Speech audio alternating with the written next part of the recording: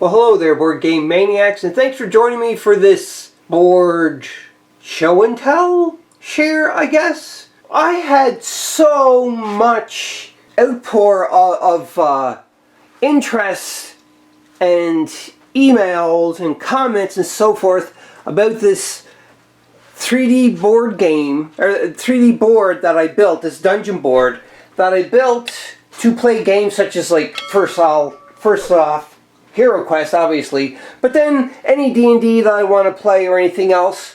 But I did originally design it off of the Hero Quest board, but what made me get to build this was I was on YouTube, like I do a lot, and, you know, just searching around, looking at different games that people play, what they do, the builds, the terrain builds and everything, and I came across Blue Line Design.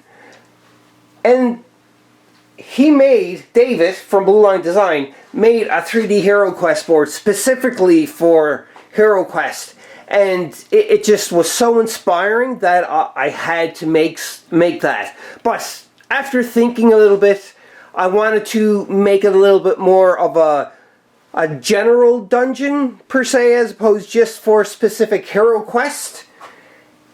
And I just altered it and changed it up just so slightly, but everything was based off of the Hero Quest build that David did over at Blue Line Design. If you did not check his channel out, please do so. Go check it out. Well worth it. Very inspiring if you are a terrain builder or wanting to get into terrain building, or even if you just want to get into making a specific terrain for a game such as Hero Quest or what have you. Just go over there. Very inspiring. He has a lot of great videos on his channel too as well.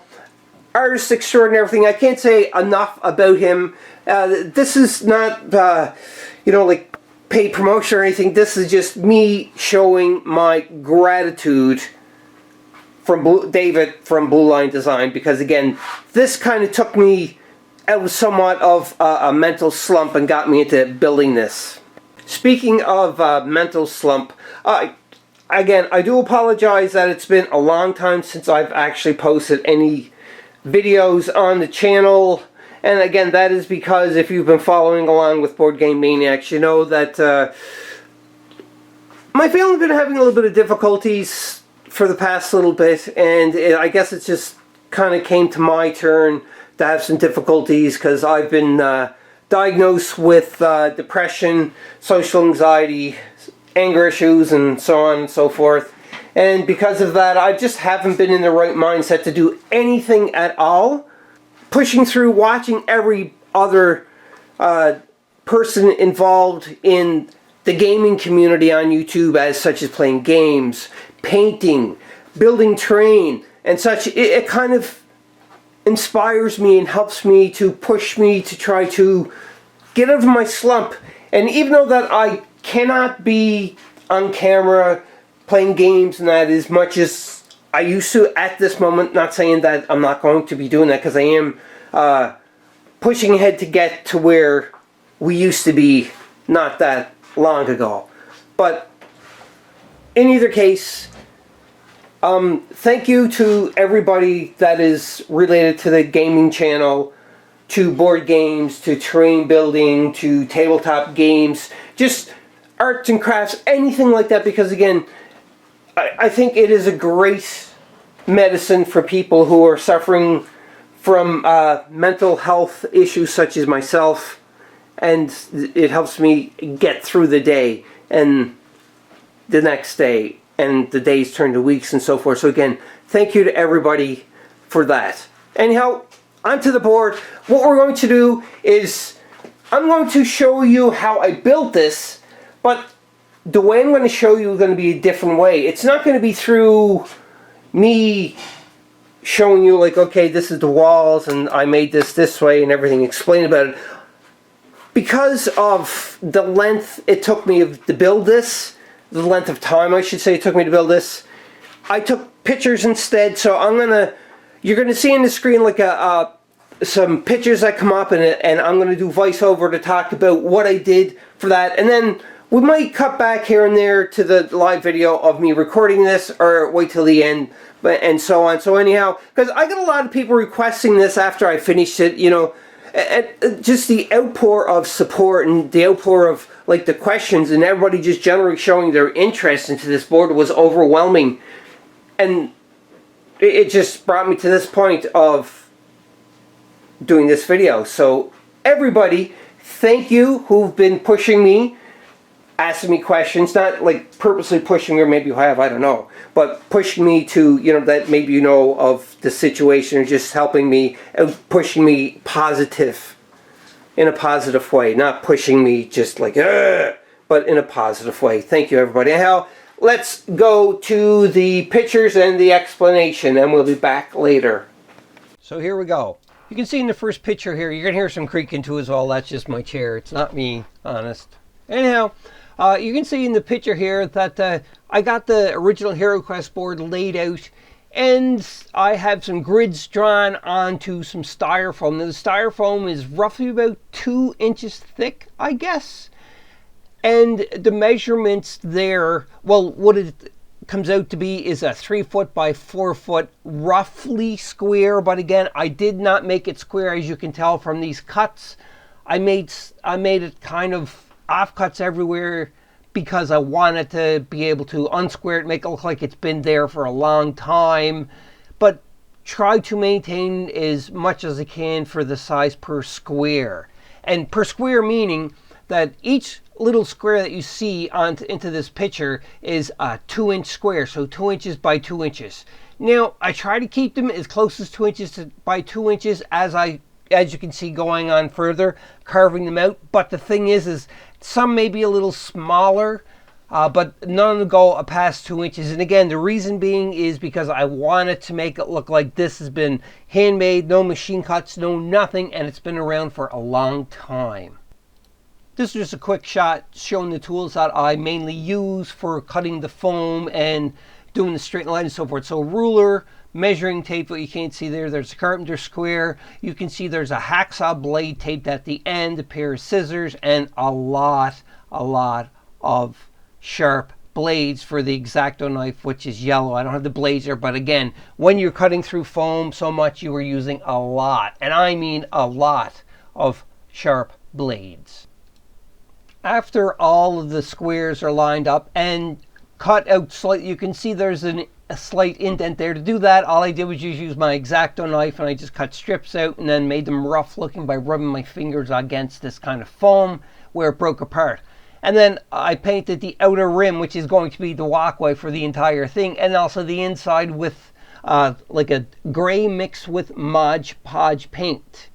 And after I did that, I darkened it a little bit more to paint the borders of each room. You can see there. Now, the dark gray, it's painted with Mod Podge, just a little bit darker, so you can differentiate between the light gray, the floors, and then the walls where they're going to go. Now, one thing I want to say about the measurements of this, again, I tried different measurements, and I wanted this to be larger than like your typical 1-inch square. I want it to be bigger so that, you know, you kind of get a feeling of more vastness in some rooms, and then sometimes you're so used to the 2-inch square, and then it goes down to maybe a little smaller by like 1.5 inches. You're feeling this claustrophobia again. So because of that, that's why I kind of went with the 2-inch square as your baseline. And then you can see each of these walls, roughly, I would say each wall is about a 1/4 inch thick, if I'm not mistaken. That's what I aimed for the painting the gray lines there. So it's very simple. I just traced it out, like I said, and just went in with an X-Acto blade and just did all the indents in the painting. Not too hard at all.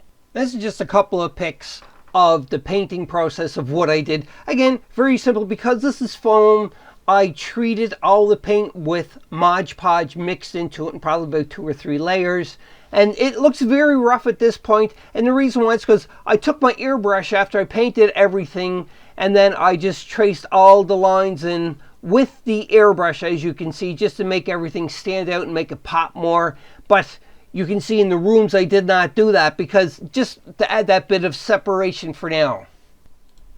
all the base coats are done, you can see there, and a little bit of a wash has been thrown on at this point. And just to let everybody know, I kind of broke this up into 4 different sections.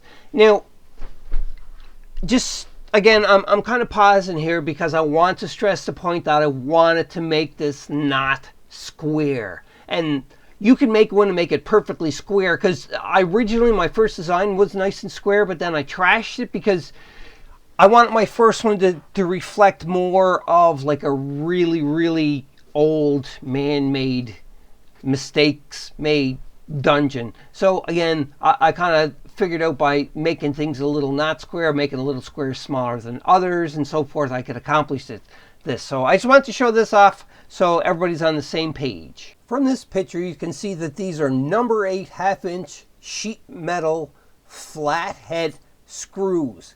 And the purpose why I'm showing this is because these are the screws that I use throughout the entire build. That is for the walls, for the floor, and everything. And these screws, what I did is on every 2-inch square where the walls are going to be, what I did is I would put 2 screws per square. So in essence, you know, like if it was 5 squares long, the wall, then that would be 10 screws, because 2 times 10 or 2 times 5 is 10. So 10 screws. You get my understanding. To make the magnet system for this board, what I did pretty much was I embedded the screws, like I said, 2 on the floor per square where the wall line is, obviously. And then on top of that, I took small little magnets and I crazy glued them or super glued them to the screws so they would be flush with the floor. I wish I had a picture of this showing you this process, but unfortunately I forgot to take that picture. So I'm just trying to explain it the best I can. So anyhow, where you have the screws and then the magnets that are super glued on top of the screws, which are flush to the floor, then you take magnetic strips which are 1/2 inch wide. I got these at the local dollar store, and all I did was measure the length for the walls, and then I would super glue the strips to the floor, and that way every square had support of 2 magnets onto it, so it kind of like double magnetized the strip. And because of that, it was really, really strong, and it could hold the walls, which I was worried about. Hope you're enjoying this battle report. Just remember, if you want to become an official sponsor of Board Game Maniacs, head over to patreon.com/BoardGameManiacs, become an official sponsor, select one of the tiers, and get benefits. Speaking of walls, we're talking about walls now. You can see in this picture here, I have stacks of walls, and each wall is just cut out of foam, and I made a texture stamp with using my 3D printer and playing with Tinkercad. Awesome program. It's free online. Anybody who knows does it, you can do so many things with it. There's so many videos out there on YouTube itself that teaches you how to use Tinkercad. But anyhow, I made texture rollers and I rolled over the foam, cut it out, and you can see them screws that I talked about, that number 8 1/2 inch flat top of the head screws with the square, the Phillip or Robinson, whatever it's called. Anyhow, them screws, you just screw 2 in the wall, and then after that we're going to use the magnet strips and we're going to glue that onto as well. But we'll get to that eventually. But that's where the 2-inch magnet strips are going to go. They're going to be glued into this. And what's really good about that is what I learned with the magnet strips is where every magnet has a north and south pole and it can attract or repel. Because of this magnet strip and it's flat, even it repels, all it's going to do is going to shift the wall either to the right or to the left. I'm talking widthwise of the 2-inch magnet strip. So therefore it's still going to grab really strong because it is a flat magnet surface. And this is great because when you're doing this, if you're using like the magnets, the circle mags you can see like that are at the end of the screw there, the screwdriver, you have to really always worry about the north and south pole matching up, and from doing so many walls and so many, you can just screw it up, right? And then it's just horrible to fix. So this method, by using the magnet strips, I didn't have to worry too much about the north and south poles and repelling and attracting because they were going to stick regardless. That's a long clip, but now you understand why I did this process. There you can see the walls are set up on one side. This takes a long time to do. Now, so you get the idea. I want to explain a little bit more about the grid system, just so you're not confused. So each square is 2 inches. The average is 2-inch square, but it can go down to 1 inch and 3/4, 1.5 inches. But for the most part, I made it 2-inch by 2-inch square. And when you add the 1/2-inch walls onto the outer edge, this is where you're getting the reduction of most walls are going to be 2 inches, and the reduction on the outer walls, you're going to have a 1/2-inch one. So each square on the outer edge of the walls are 1.5 inches wide, or 1.5 inches square. Just saying like that. So that gives you an idea there. So it is reducing the size of each wall because I put the magnets, the 1/2-inch magnet strips on the inside of the wall. I didn't allow for that because if I did do that, this game board would be a lot larger than 3x4. It would probably be like actually probably close to 5x6, if not bigger. So again, you have to give a little into the design so you get more room, or more practicality. You can get more rooms, I should say, as opposed to keeping them all just exactly the 2-inch squares, because again, very large. A little tip if you are going to try this on and doing the walls, what way I found to be a better approach is I made all of the intersection walls first, or the corners, the T's, the X's, any strange like thing that connects the walls together. I made all of them first, as you can see in the picture, and that way it's a lot easier so that when you're creating the walls itself, you can cut a whole bunch of walls that are 2 inches in width, but you have to realize you're probably going to be shaving a little bit off here and there, but it's more shaving than adding, because I tried to make sure that I didn't go any larger than 2-inch squares. So again, the walls, just for anybody who's wondering what my measurements are for these walls, a standard wall was 2 inches wide, 1/2 inch thick, and probably 2 inches high, if I'm not mistaken, because I want it to be higher than the heads of miniatures. So I took all different variation of miniatures, and from different games, as you say, that variation of miniatures, but the majority of the games that I play with the miniatures, so that I can kind of get a general size of what I wanted it to be. If anybody is wondering how tall my walls were, I actually made them 2.5 inches high. And the reason that is because most games I play, I wanted to make sure that it was tall enough so that they couldn't peek over it. So again, 2.5 inches high is what I made my walls. Anyhow, you can see all the walls here in this picture. They're all connected, and you can see the markings on the top. I took a magic marker and I marked an arrow of which way they were pointing. And also too, as well, is on each one, what I did is I wrote down which section of the board and what tile and number of the door, and I put them in sequence order. I can't even say that word. Anyhow, and you may be saying, like, why did you do this? And the reason why I did this is, again, because remember, I did not make this square, so therefore not one wall will fit generically around the whole thing. But if you made everything exactly square and added in that difference of the 1/2 inch for the walls, if you made the walls a 1/2 inch or what have you, then you could have everything perfectly square and each wall would fit universal. But I did not want that. I wanted to make it a little bit more different looking. But in the hindsight, if I were to make these and sell them, I would make them perfectly square, so that is each wall will just fit where you put it. It don't matter which wall it is, unless it's a corner, obviously, or anything like that. But anyhow, you can see in the pictures there of where I labeled them and so forth, because it's very, very important about labeling. And if you ask why is there blue foam and then there's pink foam, it's just because it's whatever foam I grabbed at the time when I was making the walls. It's all the same. It's 1/2 inch thick and the same size. You can see on outer hallway on the right hand side where I have the green tape with mark number 4, there's one black tile. The purpose of that black tile is so whoever, if it's not just me setting up the game, that is your starting tile where you place down your first wall or first corner. Now, it will be, again, the name of it. So this would be like 4-1, and then the next one following the arrow, 4-2, 4-3, 4-4, and so on. And you just label it that way. Again, this is only if you want to give it that claustrophobic feeling more so, and the unsquareness, like they carved this all out, or they had so much toil building it that they didn't get it exact, but they didn't care. They just wanted to make this done and over with. So that's that.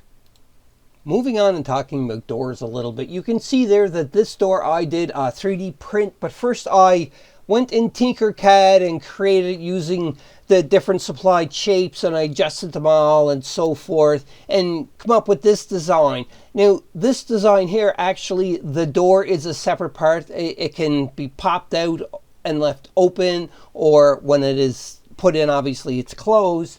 But I printed these off of my Ender 3 version 2. That's what I used to print this one off anyhow. So yeah, that was really, I love that a lot. The door design, I thought it turned out really good. And then you can see here that I started making a mold. And with these molds, again, I didn't want to keep printing off doors after doors after doors. So I printed off 4 doors, you can see there. And then I used some Lego and I made a clay bottom like a mold box. I inserted the doors into it and so forth. And then you can see there, I made some keyholes into it. That's kind of like a wide shot and so forth. I prepared to do a silicone mold to make more replicas of the door. Between the 2 doors, you can see there is round wooden skewers. Now, the reason why these are embedded into the clay before you add the silicone is so that when you pour the silicone over to it, what it's going to do is create a negative space, which is like, it is pretty much going to be a tube, so that when the silicone, both pieces are half together, which you're going to see later on into the other clips, that when you pour the resin in, these cylinder holes, which are negative, it allows the air to push out and escape so that any of the plastic don't have any gaps or spaces into it to form misshaped doors, as you're going to see in the other clips coming. Rinse and repeat. Pretty much what you did onto the first side of the door, you're going to do the other. The only thing is you're going to remove the clay and flip over the silicone, hopefully not popping out the doors or the skewer sticks. It'll keep them in there. Situate them just like you have with the other part, and build the Legos up around it. And at this point, what you can do is add a little bit of Vaseline to the plastic Lego bricks, the inside of the mold. That way, silicone is not going to stick to anything else. But silicone will not stick to anything except other silicone. But by putting the Vaseline as a separator on the silicone, the plastic, you're just ensuring so that nothing is going to be sandwiched together and ruin all your work, as well as the money for the silicone, because we know that silicone is not cheap. Speaking of silicone, the type of silicone I'm using in this is Mold Max 30. It is a product that you can buy from monstermakers.com, I think it is, or just go online and look up Mold Max 30 and you'll be able to find all the information out. After you have both halves of the mold made, the next thing you're going to do is you're going to just piece them together, put a piece of wood. Again, this is dependent on how thick you made the mold. And you can see from the other pictures about how thick the Legos were. They were like 2 Lego high, 3 Lego high, just so give you an idea of how thick this silicone mold is that I made. And once they're sandwiched together and you have backing wood on each side of them, which you can see in this picture here, the next thing you're going to do is just put some elastic around it just to hold it together, sit it upright, and then comes the pouring of the resin. This is a shot of the finished doors after the resin is pulled, or poured, I should say, and I separated the 2 molds. Now, you should use a little bit of mold release. You can either put just simple Vaseline onto it or some PAM or what have you, or you can buy mold release actually from the same sort of like you would get from the Mold Max 30 and so forth, so that'll save you a little bit of hassle of sticking together. But anyhow, you just rinse and repeat until you make as many doors as you want. Now again, that's both for the outer shell of the door, which you see there, the door frame, and then the door itself. And once all that is done, it's pretty easy. Then we're going to go back to installing them, as well as little extra details into the different parts of the walls that give that more dungeony feeling. Just jumping back in the video for a quick second there, just to show you what a finished door looks like from the doors that we are at that stage of the video. So you can see here the front and the back. This is it's painted, obviously, it's all finished. And the back of the door. Now, I made 2 or 3 different designs of doors. These are all the same. This one is different. And the reason why I just add a little bit of variation. And like I said before, you can pop the door up. My thumb just gets stuck in there. To show that it's open, or you can put the door in to show that it's closed. And the way I did that is actually when I was doing this in Tinkercad with the basic shape, I just added a little lip to stop the door from sliding in and out. But the door frame itself is pretty much 2 inches wide, and it's about 2.5 inches high too as well, just to meet the top of all of the walls that you can see there. So anyhow, I just wanted to jump in and say that now, I don't want the videos to stay too long right now, and plus honestly I need a break from making this. So I'm going to leave this video part, I'm going to call this part 1 of the dungeon build. And I want to see in the comments down below to see who wants to see part 2 of the dungeon build. If I do get enough comments, I'm obviously going to finish recording it, and I'm going to post it, and I'm going to advertise all about it. When I say advertise, I mean post it on the social media feed so everybody can see this and part 2 as well. So determine how quick you want me to get this done by the amount of comments down below. If I get enough comments saying yes, part 2 please, part 2 please, I will shoot part 2, and I will certainly continue from where we left off with the door creation. There's still a little bit left to go for the video, I should say, for the next part, the next video, for the build, like the painting and everything else too as well. So just comment below, let me know what you think about it, and I hope you had fun. I had a lot of fun building this. It was some of it was a little challenging to put my mind around, and the worst part was I had to keep telling myself it's not square, it's not square, it's not square. You hear me say that throughout the whole video, and the reason being I had to keep telling me this because it bugs me. I want to make stuff that is square and lined up and everything, but I had to keep fighting that urge when I was doing this. And now, comment below, let me know what you think. And again, in the next video, we're gonna talk about the torches and everything else, the painting, and all the little extra details that are put into the walls, like you can see here, the windows, and there's like a skull wall, there's like tombs and so forth embedded into the wall, and I would love to share that with you. Just comment below. And again, one more thing I want to do before I close the video, that is another big shout out to David, because you have inspired me to do this, and you put my mind on this path of creating. Briefly talking with David too as well, he told me about Space Hulk in the comment section of his video. He had like a quick short playthrough, and it was an awesome playthrough. Check that out for Hero Quest, I should say, not Space Hulk, on his channel too as well. And I'm a lover of Space Hulk too as well, and I'm thinking I may build a Space Hulk in this kind of fashion. Almost. In either case, let me know your thoughts. And when you're playing board games, just remember, be a maniac. We'll see you in the next video. Bye-bye. Bye-bye. Bye. Hope you enjoyed that video. If you want to keep up to date with Board Game Maniacs, click on the like and subscribe button to be notified when more videos come available. If you want to become an official sponsor of Board Game Maniacs, go to patreon.com/BoardGameManiacs. Or you can go to streamlabs.com/BoardGameManiacs1. That's right, and you can donate to help keep the lights on, keep food in our bellies, and play more games. We'll purchase more games, more equipment to make Board Game Maniacs evolve and get bigger and larger. Because of you, the viewers, I thank you from the bottom of my toes to the top of my head for all of your support. And until next time, Board Game Maniacs, be a maniac.